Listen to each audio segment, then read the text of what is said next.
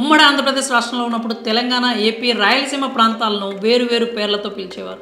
Nizam, Ceded, కోస్తా ఇలాంటి పేర్లతో పిలిచేవారు. సామాన్యుల కన్నా కూడా సినిమా బిజినెస్లో ఈ పేర్లు తరచుగా వినిపించాయి. నిజాం నవాబుల పాలనలో ఉంది కనుక తెలంగాణ ప్రాంతాన్ని నైజాం ఏరియా అని పిలిచేవారని అర్థమవుతోంది. ఇంకా రాయలసీమను సీడెడ్ ప్రాంతం అనేవారు. మరి ఈ సీడెడ్ అనే పదానికి అర్థం ఏంటి? అసలు ఆ పేరు ఎందుకు వచ్చింది, ఎవరు పెట్టారు అనే పూర్తి వివరాలు మీకు తెలియాలంటే ఈ వీడియో పూర్తిగా చూసేయండి.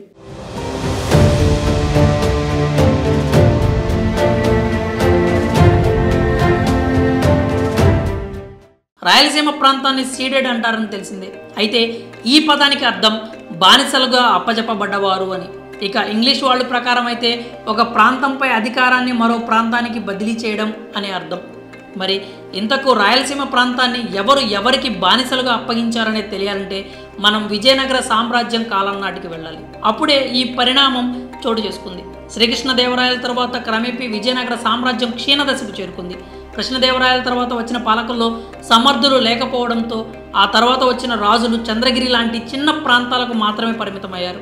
అలా బ్రిటిష్ హయాం నాటికి రాయలసీమ ప్రాంతం కూడా నిజాం నవాబుల ఆధిపత్యంలో ఉండేది. అయితే నవాబులు కేవలం హైదరాబాద్ ప్రాంతానికి మాత్రమే పరిమితమయ్యారు. దానిని మాత్రమే తమ ప్రాంతంగా భావించేవారు. దాని బాగోగులు మాత్రమే చూసుకునేవారు. పక్కనే ఉన్న రాయలసీమ ప్రాంతాన్ని తమది అనుకునేవారు కాదు. పైగా ముందు నుంచి ఈ ప్రాంతం నిజాం రాజుల పాలనలో లేదు. 1792లో మూడో మైసూరు యుద్ధం ఒప్పందంలో భాగంగా ఈ ప్రాంతం నిజాం రాజుకు వచ్చింది. అక్కడి నుంచి 1800 వరకు రాయలసీమ నిజాం రాజుల పాలనలో ఉండేది. ఆ తరువాత మరాఠాలు, టిప్పు సుల్తాన్ నుంచి దాడులు ఎదుర్కొన్న అప్పటి రెండో నిజాం రాజు బ్రిటిష్ సైన్యం సహాయం కోరాడు.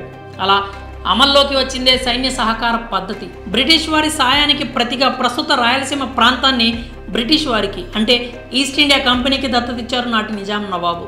అప్పటి నుంచి ఈ ప్రాంతాన్ని సీడెడ్ అంటున్నారు. దత్త మండలం లేదా సీడెడ్ మండలం అని కూడా అంటారు. బ్రిటిష్ పాలకులకు కప్పం కట్టడానికి బదులుగా నవాబు వారికి ఈ ప్రాంతాలను అప్పగించాడు. అంటే బ్రిటిష్ వారికి బానిసలుగా అప్పజెప్పబడ్డవారని, వదిలివేయబడ్డారని అర్థం. అప్పటి నుంచి సుమారు 100 ఏళ్ల పాటు ఈ ప్రాంతాన్ని సీడెడ్ అనే పిలిచేవారు. అయితే 9 దశాబ్దాల క్రితం వరకు ఈ ప్రాంతానికి రాయలసీమ అనే పేరు లేదు. అంతకుముందు ప్రస్తుతం ఉన్న అనంతపురం, కర్నూలు, కడప, చిత్తూరు జిల్లాలు, ప్రకాశం జిల్లాలోని కంబం, మార్కాపురం, గిద్దలూరు ప్రాంతాలను, కర్ణాటకలోని బళ్ళారి, తుముకూరు, దావణగిరి ప్రాంతాలను దత్త మండలాల్లోని సీడెడ్ ప్రాంతాలు అని పిలిచేవారు. అయితే మద్రాసు రాష్ట్రం నుంచి ఆంధ్ర రాష్ట్రం విడిపోవాలనే ఉద్దేశంతో ఆంధ్ర మహాసభలు నిర్వహించేవారు. ఈ క్రమంలో సీడెడ్ జిల్లాల సమావేశాలు 1928వ సంవత్సరం నవంబర్ 17, 18 తేదీల్లో నంద్యాలలో జరిగాయి. సీడెడ్ లేదా దత్త మండలం అన్న పదం బానిసత్వాన్ని సూచిస్తూ అవమానకరంగా ఉందన్న ఉద్దేశంతో దీన్ని మార్చాలని నాటి సమావేశాల్లో కొందరు ప్రస్తావించారు. నాటి సమావేశాలకు హాజరైన అనంతపురం జిల్లాకు చెందిన చిలుకూరి నారాయణరావు సీడెడ్ బదులు రాయలసీమ అన్న పేరు వాడాలని ప్రతిపాదన చేశారు. బళ్ళారి, అనంతపురం, కడప, చిత్తూరు, కర్నూలు ప్రాంతాలను రాయలసీమగా పిలవాలని ఆ సభల్లో తీర్మానించారు. అప్పటి నుంచి ఇది రాయలసీమగా మారింది. కానీ నేటికి కూడా సినిమా బిజినెస్ సర్కిల్స్లో మాత్రం సీడెడ్ ఏరియా అనే వాడుతున్నారు. అందుబాటులో ఉన్న సమాచారం ప్రకారం 16, 17 శతాబ్దాల్లో రాయలసీమ అనే పదం మొదట వినిపించిందని చరిత్రకారులు అంటున్నారు.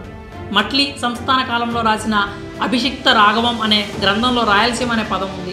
తెలుగు సాహిత్యంలో రాయలసీమ పదం కనిపించడం అదే ప్రథమం. మట్లీ సంస్థానం రాజధాని ప్రస్తుత కడప జిల్లా సిద్ధవటం దగ్గరలో ఉండేది అని పురావస్తు అధికారులు తెలిపారు. మరి బానిసత్వాన్ని సూచించే విధంగా ఉన్న సీడెడ్ పదానికి బదులు రాయలసీమ పదాన్నే వాడాలనే దానికి మీరు ఏకీభవిస్తున్నారా? మీ అభిప్రాయం ఏంటో కామెంట్స్ రూపంలో తెలియజేయండి.